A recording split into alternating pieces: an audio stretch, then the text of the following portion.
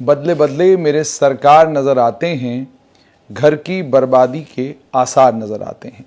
बड़ा पुराना गीत है, लेकिन इस पुराने गीत को आज के वक्त में भी आप जब सियासी पार्टियों की हलचल को देखते हैं और सियासी लीडरों की बयानबाजी को सुनते हैं तो आप ये समझते हैं कि आज के वक्त में, आज के दौर में भी ये गीत अपनी जगह बिल्कुल फिट है।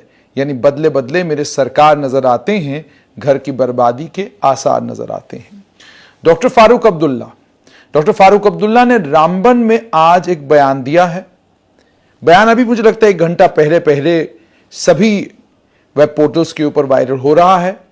इस बयान में डॉक्टर फारूक अब्दुल्ला से जब यह पूछा गया कि महबूबा मुफ्ती पूर्व मुख्यमंत्री और पीडीपी की अध्यक्षा ये कहती हैं कि हिंदुत्व के एजेंडे को जम्मू कश्मीर में आरएसएस बीजेपी लागू करना चाहती है और उसी हिंदुत्व के एजेंडे पर बीजेपी काम कर रही है, इसी की वजह से स्कूलों में भजन कीर्तन करवाए जा रहे हैं। कल का वीडियो वायरल हुआ गवर्नमेंट स्कूल मागम कुलगाम से।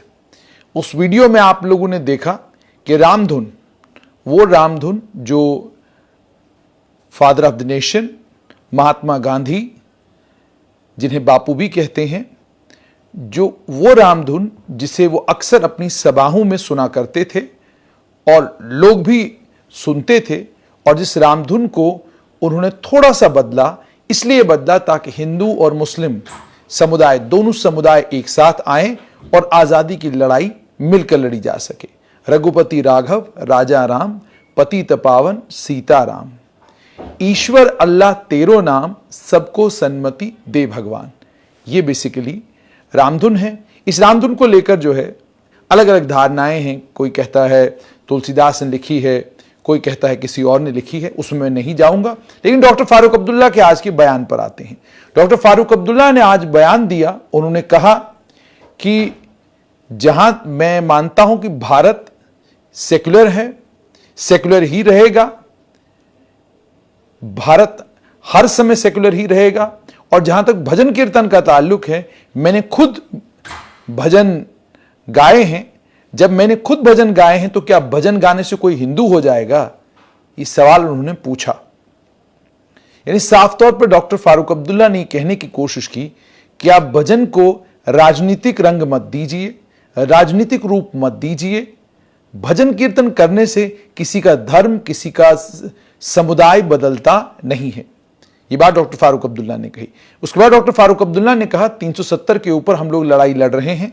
वो लड़ाई हम लोग जो है सुप्रीम कोर्ट में लड़ रहे हैं। हमें आशा और उम्मीद केवल मात्र सुप्रीम कोर्ट से है, लेकिन लोगों से तवक्का यह है कि लोग ज्यादा से ज्यादा मात्रा में नेशनल कॉन्फ्रेंस को वोट डालें। आप वोट डालेंगे और तो हमारी इस लड़ाई को बल मिलेगा, हमारी इस लड़ाई को और ताकत मिलेगी। ये डॉक्टर फारूक अब्दुल्ला ने आज अपने बयान में रामबन में कहा है।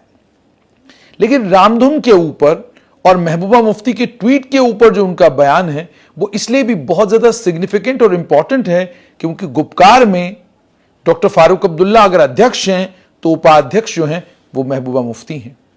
गुपकार अलायंस में ये दोनों पॉलिटिकल लीडर एक साथ चल रहे हैं। लेकिन पिछले दिनों से डॉक्टर फारूक अब्दुल्ला का ये आज का बयान और इससे पहले उमर अब्दुल्ला ने जो बयान दिए, साफ तौर पर राजनीतिक गलियारों में हलचल है।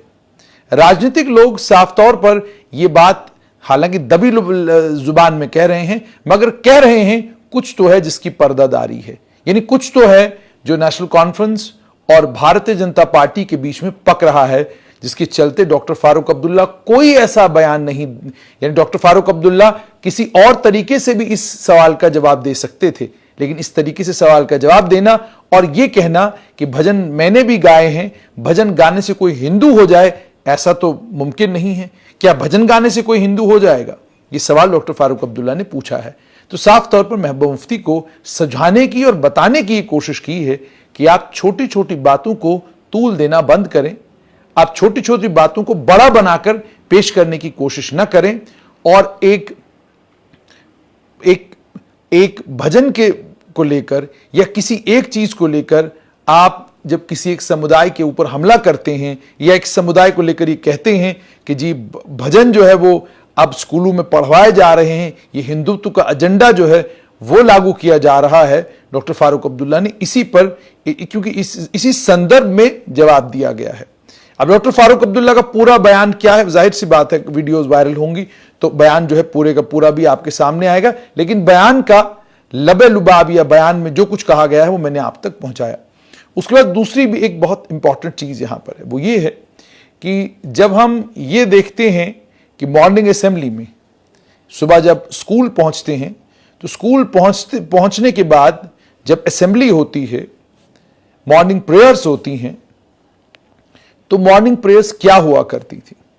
अगर आप पूरे जम्मू कश्मीर को देखेंगे, हर स्कूल की अपनी प्रेयर हुआ करती थी और कोई भी प्रेयर ऐसी नहीं है जिस प्रेयर में खुदा का, भगवान का नाम नहीं लिया जाता था। हर प्रेयर में खुदा और भगवान का नाम जरूर लिया जाता था। इतनी शक्ति हमें देना दाता, मन का विश्वास कमजोर होना, हम चले नेक रस्ते पे हमको। ये भी एक प्रेयर है जो सुबह सुबह पढ़ी जाती थी। लब पे आती है दुआ बन के तमन्ना मेरी, जिंदगी शम्मा की सूरत हो खुदाया मेरी। ये प्रेयर भी पढ़ा करते थे। और उसके अलावा ये प्रेयर भी हमने पढ़ी है, या रब दिल मुस्लिम को वो जिंदा तमन्ना दे, जो कल्ब को गरमा दे, जो रूह को तड़पा दे, फिर वादी फौहरा के हर जर्रे को चमका दे, फिर शौक तमाशा दे, फिर ज़ौक़ तकाजा दे। ये भी हम लोगों ने प्रेयर पढ़ी है। इसके अलावा अन्य कई और प्रेयर्स हैं जो हमने सुबह मॉर्निंग असेंबली में पढ़ी हैं। और जब ये प्रेयर्स हुआ करती थी, हिंदू समुदाय के बच्चे हों, मुस्लिम समुदाय के बच्चे हों या किसी और समुदाय के बच्चे हों, सभी लोग ये प्रेयर्स पढ़ते थे। लेकिन कभी भी मन में किसी की ये नहीं आया कि ये प्रेयर पढ़ने से, ये इस प्रेयर में खुदा का नाम था तो मैं हिंदू हूं, मैं मुसलमान हो गया, या इस प्रेयर में भगवान का नाम था तो मैं मुसलमान हूं, मैं हिंदू हो गया। कभी ये चीज किसी के मन में नहीं आई, किसी के दिमाग में नहीं आई, किसी को सूझी भी नहीं और किसी ने कभी सोची भी नहीं। क्योंकि प्रेयर का मतलब आप उस खुदा को, भगवान को, वाहिगुरु को, जीसस क्राइस्ट को सुबह सुबह याद करते हैं। हर एक का याद करने का तरीका अपना, हर एक का मानने का तरीका अपना, हर एक की मान्यता अपनी, और सभी धर्मों का आदर करना, सभी धर्मों का सम्मान करना और सभी धर्मों को एक नजर से देखना, यही सिखाई और यही पढ़ाई बच्चों को स्कूल के लेवल पे कराई जानी चाहिए, उनको पढ़ाया जाना चाहिए। ये बुद्धिजीवियों का कहना है, ये तमाम लोगों का कहना है। लेकिन जब हम एक प्रेयर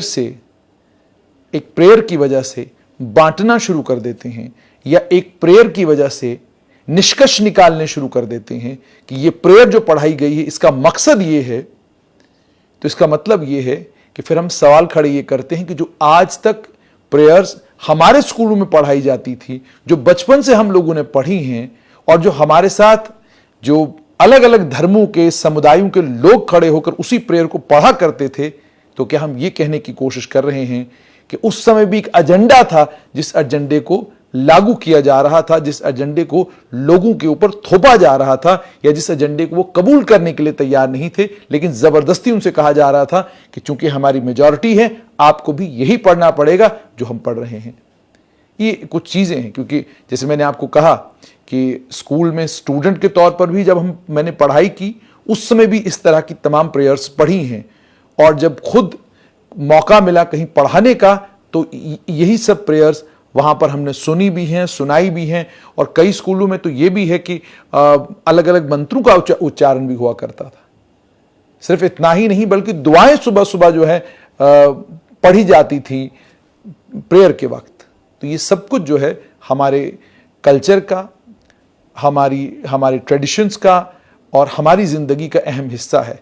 इसे अलग करके देखना सही नहीं होगा। लेकिन डॉक्टर फारूक अब्दुल्ला ने बड़ा अहम बयान दिया है।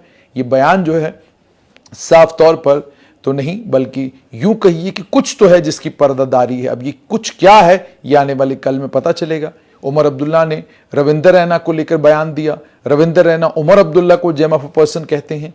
तो ये सारी चीजें हो रही हैं। इसके बीच में राजनीतिक घटनाक्रम कब बदलता है, ये ऊंट अब किस करवट बैठता है, ये आने वाले दिनों में पता चलेगा। आपके साथ स्ट्रेट लाइन पर फिर जुड़ेंगे। कुछ अगर ऐसा ही बयान फिर आता है आपके साथ जरूर शेयर करेंगे।